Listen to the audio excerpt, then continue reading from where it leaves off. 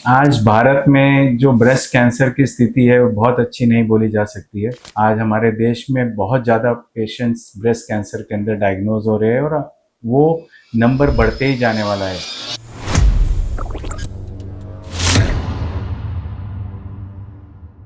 2030 में breast cancer ये number one killer हो जाएगा फीमेल्स में, अपने देश में। और भारत के अलावा दुनिया में ये करीब करीब 20 लाख केसेस डायग्नोज हो जाएगी 2030 में।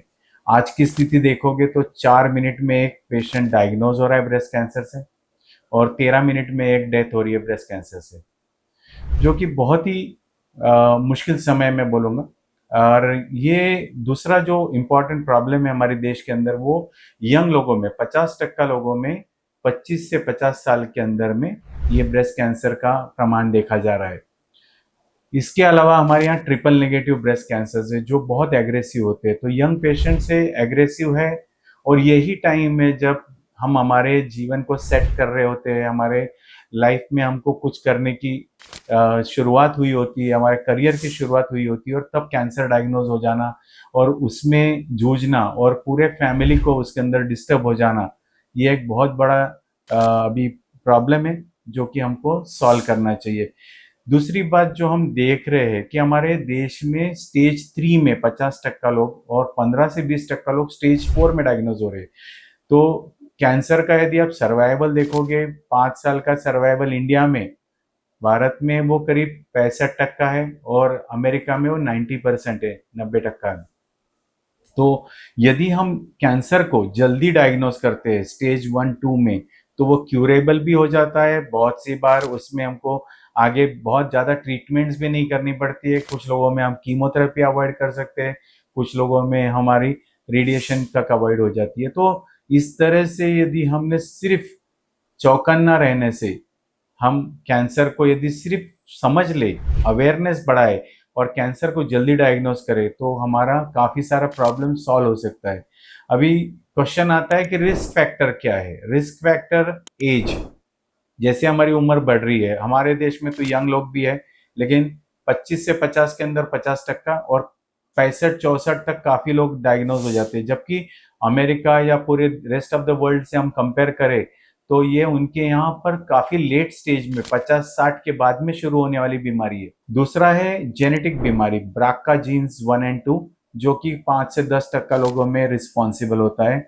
इसके अलावा पुअर लाइफस्टाइल, यानी हमने जो सीडेंट्री लाइफस्टाइल कर ली है, वेस्टर्न डाइट कर लिया है, अल्कोहल है, स्मोकिंग है, सीडेंट्री के अलावा हम जो अर्ली मेनार्की शुरू हो गई आजकल की यंग लड़कियों के अंदर, मेंसेस बहुत जल्दी आ रहे हैं और बहुत लेट तक मेंसेस जा रहे हैं, तो इसमें इस्ट्रोजन एक्सपोजर बढ़ रहा है।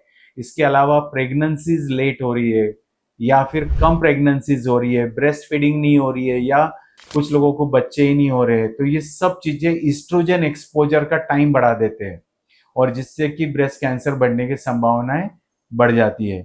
तो बहुत सिंपल तरीके से हम यदि फ्रूट्स और वेजिटेबल्स ले, एक्सरसाइज करे, रेड मीट से दूर रहे, स्मोक फूड से दूर रहे, प्रोसेस्ड फूड से दूर रहे, यदि हम हार्मोनल एक्सपोजर्स कम करें, जैसे कि ओसी पिल्स या जो भी हार्मोनल पिल्स ले रहे हैं, यदि हम समय पे बच्चों को प्रोत्साहित करें कि बच्चे हो जाए उनके जीवन में, करियर को भी इम्पोर्टेंस दे, लेकिन करियर के साथ में शादी और बच्चों की तरफ ध्यान दे, या फिर ब्रेस्ट फीडिंग पे ध्यान दे, तो ये सब चीजें अवेयरनेस से आ सकती है। तो हमारे देश में जैसे मैंने बोला, प्रॉब्लम क्या है? Late diagnosis, inadequate treatment. फिर हमारे यहाँ कुछ औरतों में ऐसा होता है कि मेल डॉक्टर को कैसे दिखाए, या वो स्टिग्माज होते हैं, सोशल स्टिग्माज है, शाइनेस है। तो ये सब चीजें हमारे को प्रॉब्लम क्रिएट करती। फिर कोई इनएडिक्वेट ट्रीटमेंट कर लेता है, कोई गलत ट्रीटमेंट पे चला जाता है, कोई जैसे कि उसको लगता है मुझे तो ये करना ही नहीं है, तो उस तरह से कुछ लोग फंसा भी देते हैं उनको ट्रीटमेंट में। तो सबसे सिंपल है अवेयरनेस। उसके बाद में आता है स्क्रीनिंग, जैसे कि आप ब्रेस्ट की स्क्रीनिंग करो, सेल्फ ब्रेस्ट एग्जामिनेशन करो, क्लिनिकल ब्रेस्ट एग्जामिनेशन करो। सेल्फ ब्रेस्ट एग्जामिनेशन बहुत सिंपल है। मेंसेस के 5वें दिन आपको मिरर के सामने खड़े रह के अपने ब्रेस्ट की साइज देखनी है, शेप देखना है, निपल का शेप देखना है, कलर देखना है, स्किन का कहीं चेंजेस हुए क्या चेक करना है। और महीने में एक ही बार करना है। फिर लेट के भी आप ब्रेस्ट को फील कर सकते हो। यदि आपको कुछ डाउट लगा तो ही आप उसको आगे जाके डॉक्टर को दिखा सकते हो, रोज रोज नहीं करना है, क्योंकि आप रोज करोगे तो आप डायग्नोज नहीं कर पाओगे। इसके अलावा आप mammography, sonography, MRI, PET scan जैसे भी डॉक्टर बोलते हैं तो वो करवा सकते हो डायग्नोसिस के लिए। आप सही जगह पे जाओगे तो आपकी जो ट्रीटमेंट होती है वो सही गाइडेंस होगा कि पहले सर्जरी करना है, पहले कीमोथेरेपी करना है, ये भी एक इम्पॉर्टेंट चीज हो जाती है। और हमको इस बात से डरना नहीं है कि ये कैंसर हो सकता है। यदि कैंसर है तो उसको फर्स्ट स्टेज या सेकंड स्टेज में ही डायग्नोस करना है, थर्ड फोर्थ स्टेज तक नहीं जाने देना है। इसको छुपाने की बात नहीं है, इसको सामने आके बताने की बात है। जल्दी डायग्नोसिस करे, स्वस्थ रहे और अपने जीवन को अच्छा व्यतीत करे। Thank you.